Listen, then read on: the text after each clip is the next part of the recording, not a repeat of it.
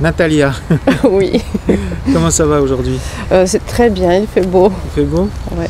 Est-ce que vous avez eu des rencontres aujourd'hui? Non, non. Non? Et hier, c'était le dernier. Comment ça s'est passé alors globalement?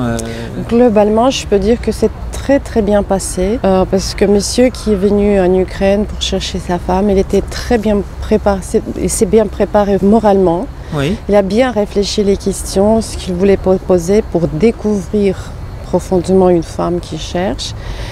Il était toujours tranquille. Il menait la conversation toujours à un bon rythme. Et j'ai bien aimé. Olga, elle m'a dit hier qu'elle avait du mal à comprendre son client avec l'accent. Et, vous, cette semaine, est-ce qu'il y a eu des problèmes avec l'accent québécois? Je suis tout à fait d'accord. Les Québécois, ils ont vraiment un sacré accent, mais j'ai trouvé la possibilité de s'habituer, Oui, comprendre le principe. Il y avait des moments quand même que j'ai redemandé. Est-ce que j'ai bien compris ce que vous voulez me dire? Mais en fait, c'était très ça s'est bien. bien passé. Ouais. Guy était très différent de... C'est celui qui dit. Ouais, du client de... Exactement. Oui. Exactement, complètement différent. D'après le tempérament, et puis les questions qu'il a posées, et plus l'histoire de sa vie était complètement différente par rapport à ce monsieur qui était avant. Ok. Parce qu'il a des enfants, il cherchait une femme pour aimer, et il avait les principes de la vie complètement différents par rapport à ce monsieur qui était au mois d'août.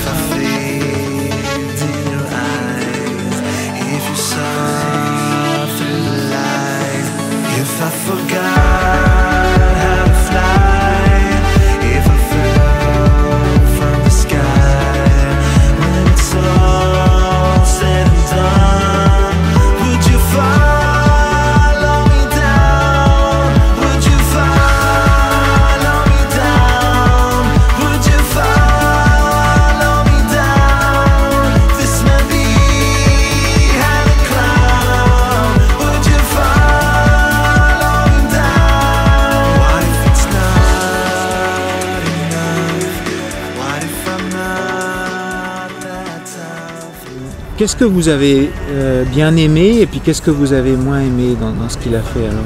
On peut commencer par ce qui est... J'ai bien aimé sa politesse, gentillesse,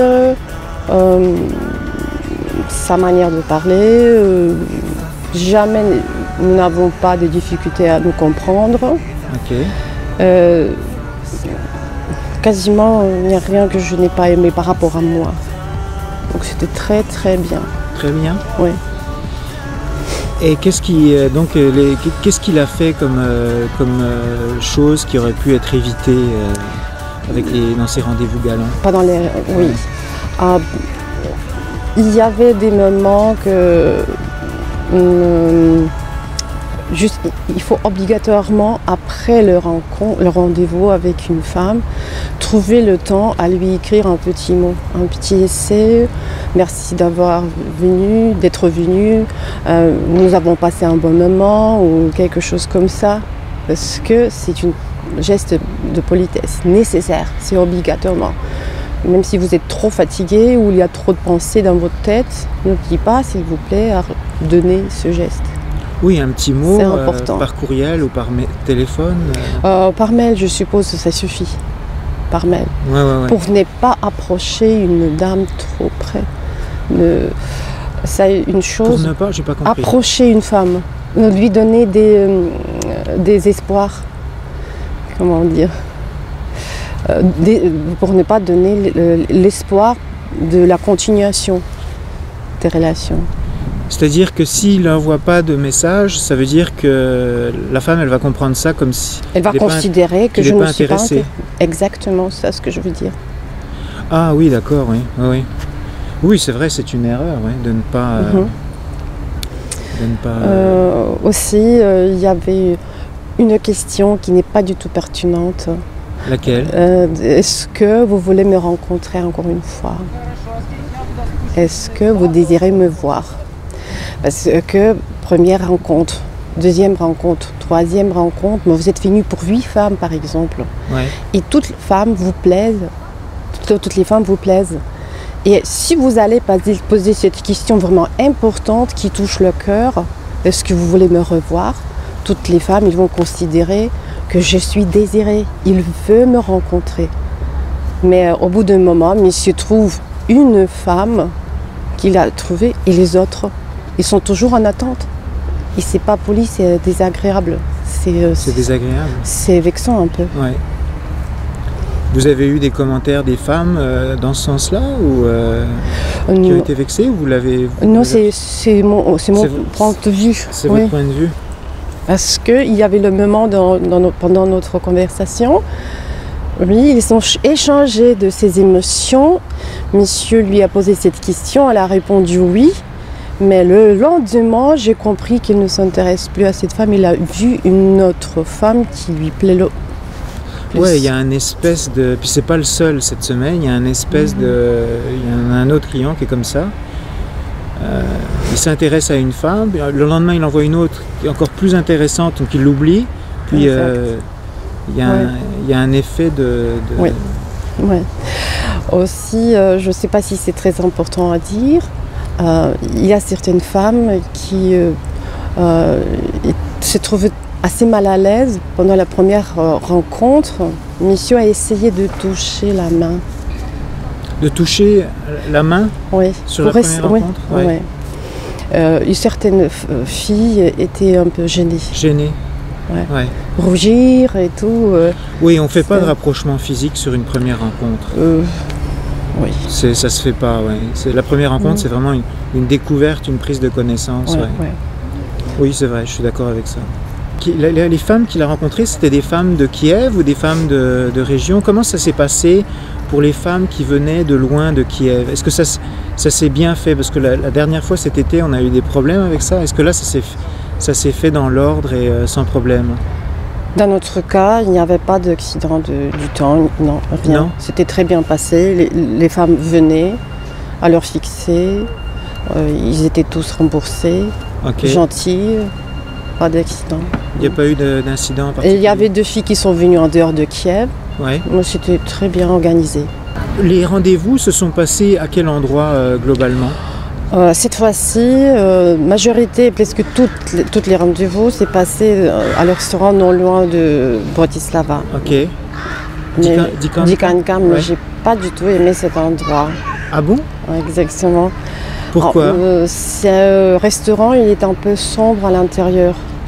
L'ambiance, il est vraiment très décoré, c'est style des maisons ukrainiennes, de la cour ukrainienne, mais décoration c'est sombre, c'est la nuit dans une village ukrainienne d'abord. Ouais. Il y a une musique ukrainienne qui est tellement comme à la boîte. J'ai eu vraiment les difficultés à entendre mon interlocuteur. Ok, donc ça, ouais. Et une fois, nous sommes allés avec monsieur au centre.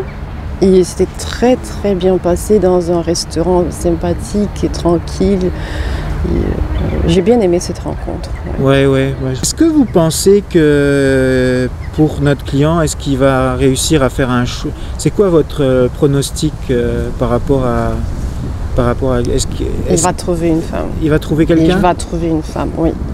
C'est un monsieur très fort, et il connaît ce qu'il veut dans la vie, il cherche, il prend de la patience, il réalise, malgré qu'il prend de temps en temps les décisions un peu brusquement, il a un caractère un peu dur, je peux dire. Ouais. Mais au bout d'un moment, il prête ses oreilles à m'écouter tranquillement, réfléchir, la nuit passe, il change la vie. Donc je peux dire qu'il va trouver une femme de son désir.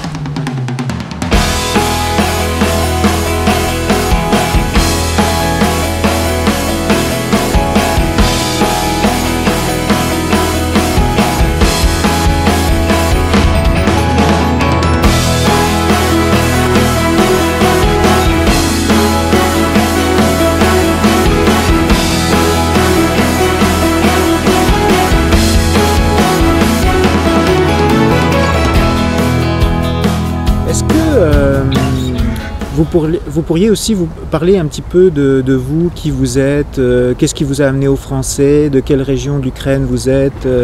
Oui. Parlez un petit peu de vous parce que les gens aimeraient connaître plus les assistantes. D'accord. Je suis Kivienne, je suis née ici. Au bout d'un moment de ma vie, j'ai pris la décision d'apprendre la langue française parce que il me plaisait. Okay. C'est mon dernier diplôme.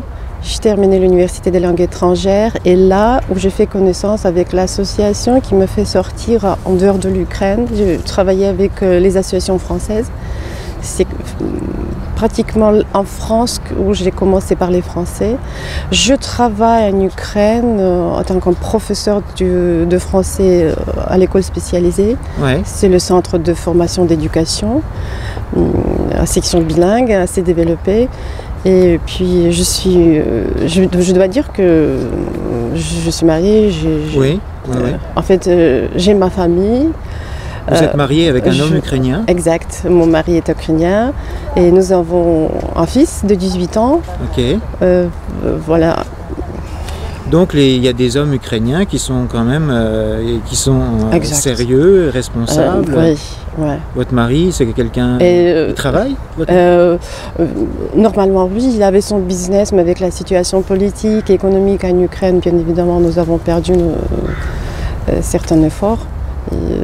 Le business ne marche pas comme il faut, mais quand même nous trouvons la possibilité à vivre en Ukraine. Ouais.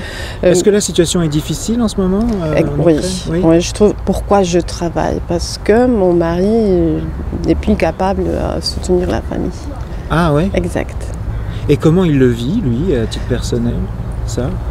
Le fait de ne plus être capable de faire vivre la famille? En fait, je commençais à travailler pour, par exemple, payer les études à notre fils. Mais il travaille, mais il ne gagne la telle somme qu'il avait auparavant, il y a 3 ou 4 ans. Ok. J'ai dû aller travailler. Puis, une question que j'ai posée hier à Nadia, j'ai trouvé que c'était une bonne question. Donc vous avez fait le choix de rester en Ukraine et puis vous rencontrez des filles qui font le choix de trouver un mari à l'étranger. Est-ce qu'il y a un jugement en Ukraine par rapport aux jeunes femmes jeunes ou moins jeunes d'ailleurs, qui décident de partir à l'étranger? Est-ce que c'est vécu comme une trahison par rapport à la patrie? Mon point de vue personnel, votre point de vue personnel. Du tout. Non? Du tout. Au contraire, je vois que la situation, leur histoire, l'histoire de leur vie, leur expérience qu'ils ont eue, le désespoir qu'ils ont vécu, et ça explique pourquoi ils prennent cette décision de quitter l'Ukraine et trouver un homme d'ailleurs.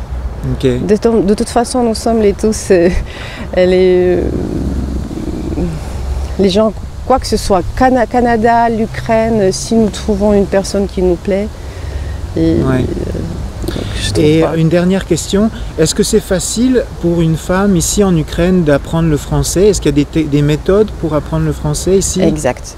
À Kiev, il y a plusieurs cours de langue étrangère, surtout l'Institut français à Kiev, très développé sous la direction de l'ambassade. Okay. Et ils pratiquent la méthodologie vraiment efficace. Et, en fait, si tu as envie, ça ne va pas poser des problèmes d'apprendre le français. Non? Il y a des classes, il y a des écoles où on peut apprendre? Oui. Il y a quelques écoles privées des langues étrangères où les filles peuvent s'adresser facilement et puis ou travailler individuellement ou dans le groupe. Et vraiment, les professeurs, ils possèdent une méthodologie parfaite. Ça coûte pas trop cher de faire ça? Ça dépend d'une personne. Non, c'est pas donné. C'est pas donné, hein? Oui. Ça coûte quand même de l'argent. Oui, bien sûr. Ok, merci beaucoup. Спасибо большое. Спасибо.